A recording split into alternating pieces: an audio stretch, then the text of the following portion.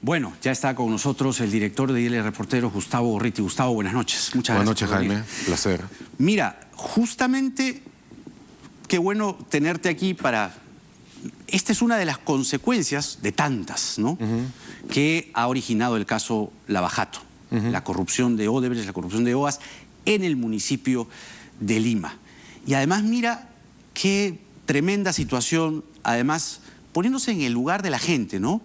Porque la gente dice, estos peajes, el de Puente Piedra es un espanto. Me los han puesto de ida, de vuelta. Hay 18 garitas de peaje, además con una trama detrás de lo más escandalosa, con dineros, millones, etcétera, etcétera. Para ti, digamos, esta situación, en lo que tiene que ver con los peajes, ¿qué propuesta tienes para hilar con lo que acabamos de escuchar de Jorge Muñoz? Mira, primero que nada, cuando alguien quiere tener una imagen clara, concreta, visible del daño que hace la corrupción, de cuánto le cuesta al ciudadano, a la gente la corrupción, pues acá tiene uno. Ahora ella conoce de que hubo entregas de dinero que para todo propósito práctico fueron para una contraprestación de hacer reformas contractuales a favor de las compañías constructoras y darles también una serie de beneficios en cuanto a cobro de los peajes. Eso, en la corrupción al final, es el ciudadano el que termina pagando. Siempre es así. Pero claro, a veces eso va rebotando en varias bandas hasta que llega a la gente. En este caso, solamente hay un paso de por medio. Ahora, ¿qué hacer en este tipo de casos o qué hacer respecto a este tipo de empresas? Cuando se produjo la corrupción, estas eran empresas delincuentes, criminales, que utilizaron el soborno como una forma de ganancia de lucro adicional.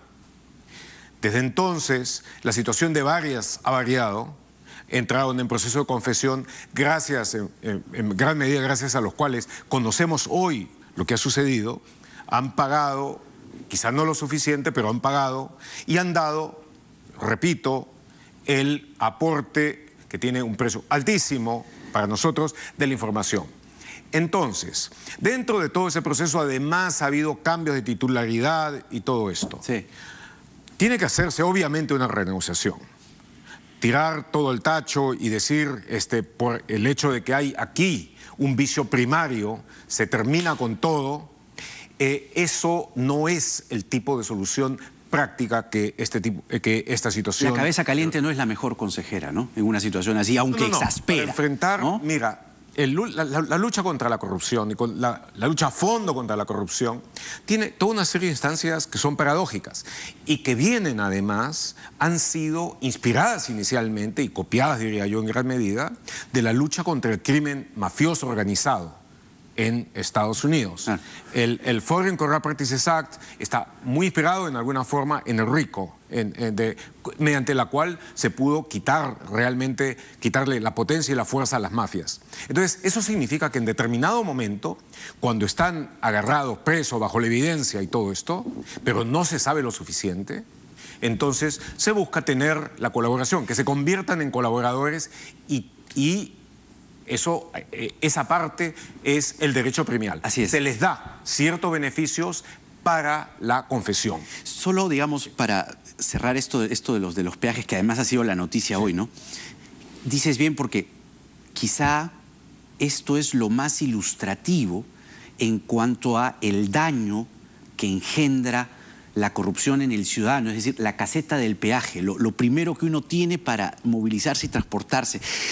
Y mira que al final Castañeda y Susana como que terminan hilándose, ¿no? Hay un hilo conductor corrupto entre los dos, finalmente. Cosa que uno no hubiera imaginado, ¿no? Creo que se odiaban cordialmente y probablemente se sigan odiando, pero hay una homologación metodológica. Ha habido en ambos casos, hay cuestiones muy serias de corrupción y en ambos casos han sido cometidas o perpetradas básicamente con las mismas compañías. Probablemente haya más, pero esto es lo central.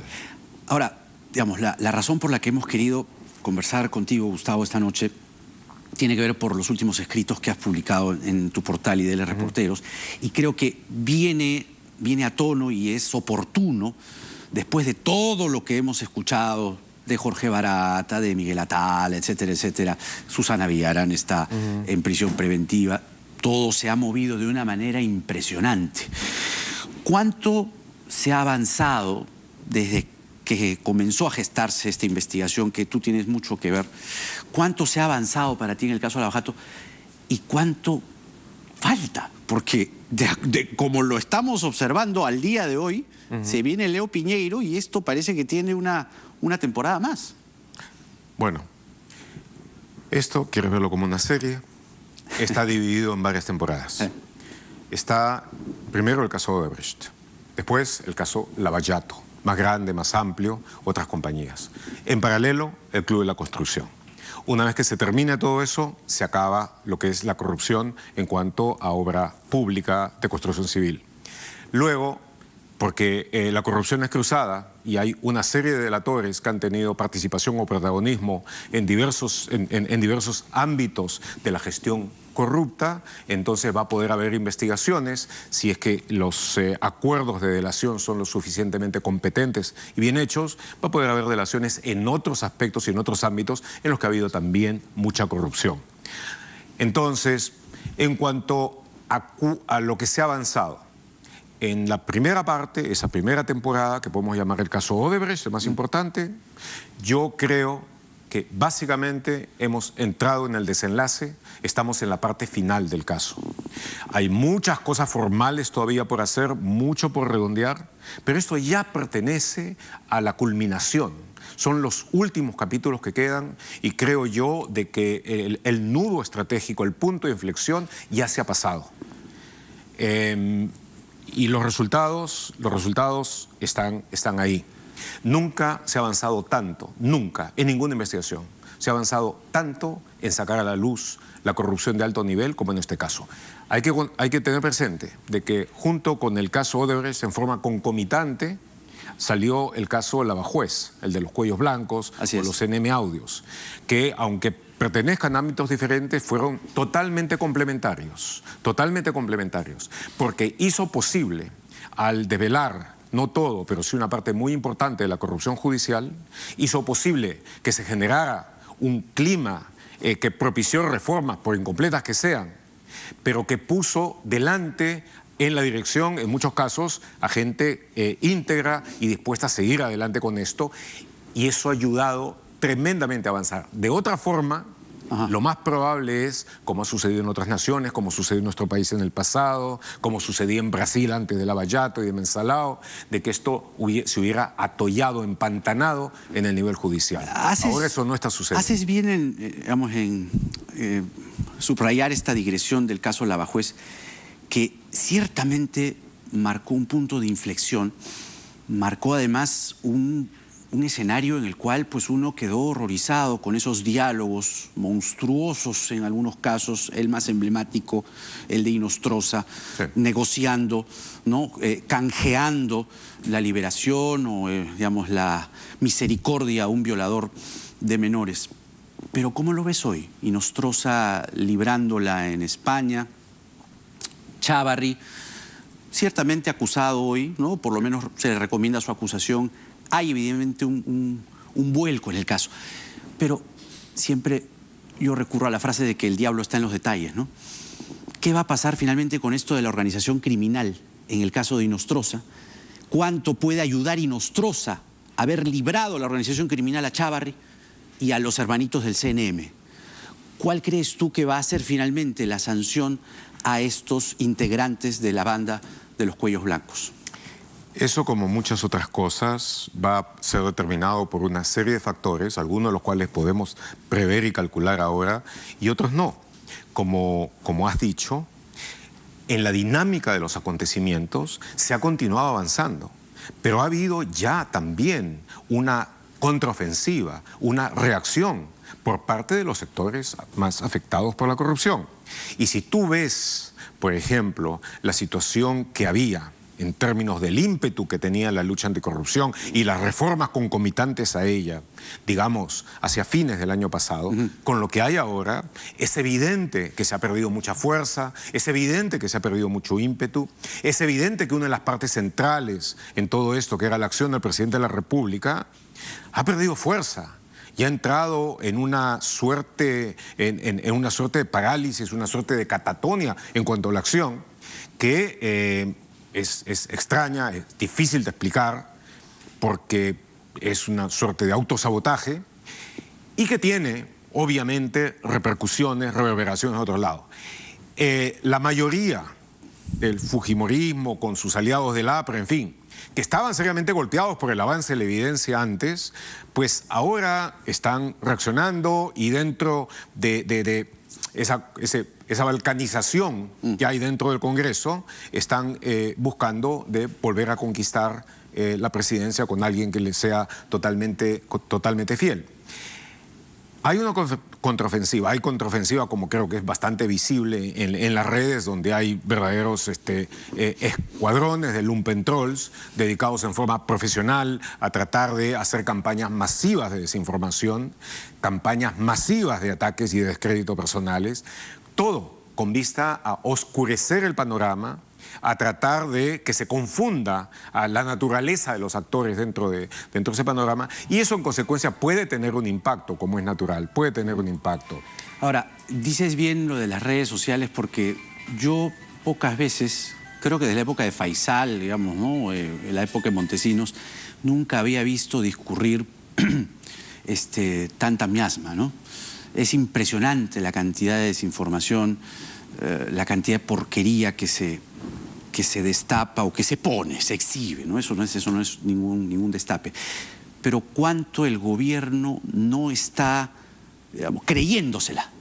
¿No sientes eso? Que el gobierno está, digamos, en un momento en el que no está tomándose esta reforma como debiese. Como te digo, yo creo que ha perdido iniciativa. La catatonia que decías hace un momento. Creo que ha perdido iniciativa, que se está acercando a lo que es la catatonia, una parálisis de acción. El problema es que yo puedo entender, cualquier estrategia tiene periodos, momentos, hay momentos de descanso, de reposo, en los cuales se prepara los siguientes pasos que se van a dar, pero esto no da la impresión de que sea así, no da la impresión de que hay una idea clara de a dónde llegar y cómo hacerlo. Creo de que no hay una idea clara tampoco de cómo enfrentar a las fuerzas organizadas y poderosas que están a favor de la impunidad, y que creo que además no existe la idea de cómo contingentar, utilizar el tremendo apoyo nacional que existe a la lucha anticorrupción. Es decir, cualquiera de las... aquí hay dos cosas en el Perú que le interesan fundamentalmente a la gente, que son seguridad personal, seguridad ciudadana de un lado, y del otro lado la cuestión de la corrupción, la lucha contra la corrupción. Si uno encabeza en forma competente, cabal, honesta y eficiente ambas cosas, obviamente va a tener el seguimiento sin dudas de la gente. Y entonces, aquí es donde empieza, si esta suerte de catatonia, o llamémosla mejor, entropía, pérdida de energía, subsiste, entonces corremos un serio riesgo, que es el que se ha dado en otras naciones que han tenido a su turno grandes avances de la lucha anticorrupción, que han provenido o de la sociedad civil o del poder judicial. Italia, con los Manipulite, por ejemplo, o Brasil, con Lavallato. En Italia, el avance judicial que se dio, que no fue acompañado simultáneamente por otras instancias políticas, terminó con Berlusconi en el poder. Claro. Y en Brasil ha terminado con Bolsonaro. ¿Cuánto de eso nos puede pasar? Es decir, estamos hablando de la catatonia, de la entropía, de esta parálisis que el presidente parece manifestar. Viene, como lo decíamos hace un momento, una segunda temporada, ¿no?, de denuncias y más destapes y revelaciones.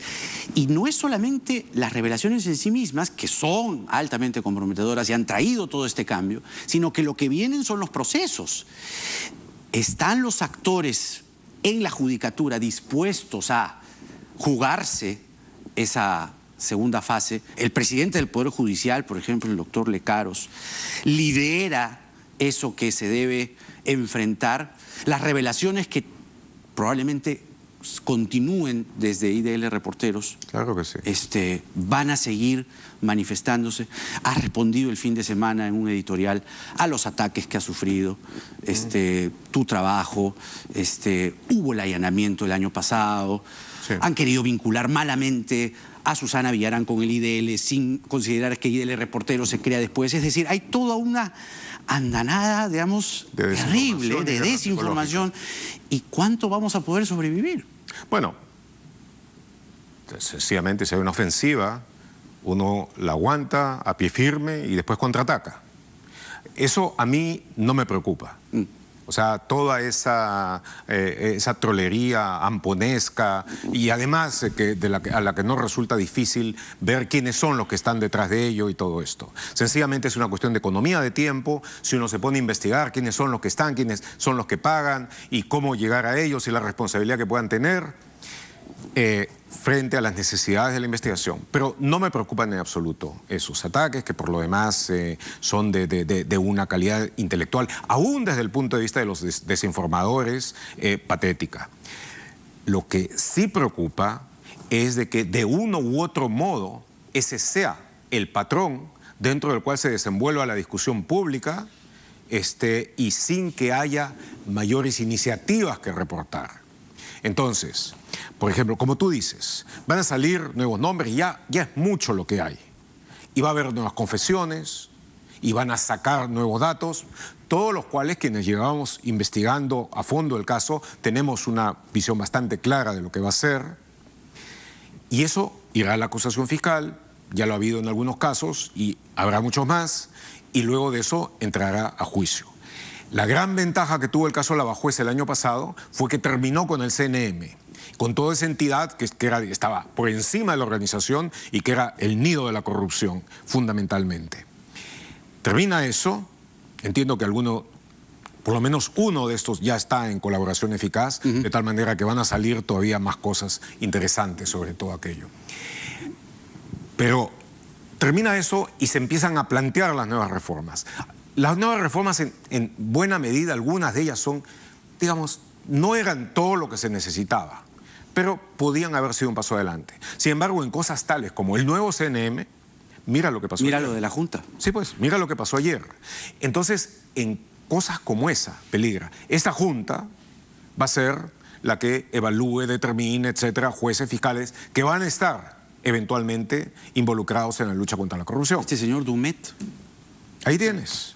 Terrible. Ahí tienes. O sea, hay ahí un... Entonces, en medio de todo eso... Mal sabor de boca. Sí, si es que no empieza a haber una actitud más clara, más decidida, que busque en forma pragmática, en función de objetivos, hacer las reformas necesarias, no quede en formalismos, en tinterilladas, no la traduzca en eso, sino de que busque el resultado necesario para tener el tipo de jueces, el tipo de fiscales que necesitamos y para que también desde otras instancias se facilite el trabajo de ellos, entonces sí se podrá hacerlo. Si no, corremos el riesgo de retrotraer todo y habiendo descubierto, como hemos descubierto, que el pantano era mucho más grande y mucho más profundo de lo que pensamos inicialmente, de que a pesar del dramático avance que se ha hecho, de todo lo que se ha logrado, finalmente terminemos atascados en él. He ahí la preocupación, sí. Pero como dices bien, no hay que bajar la guardia.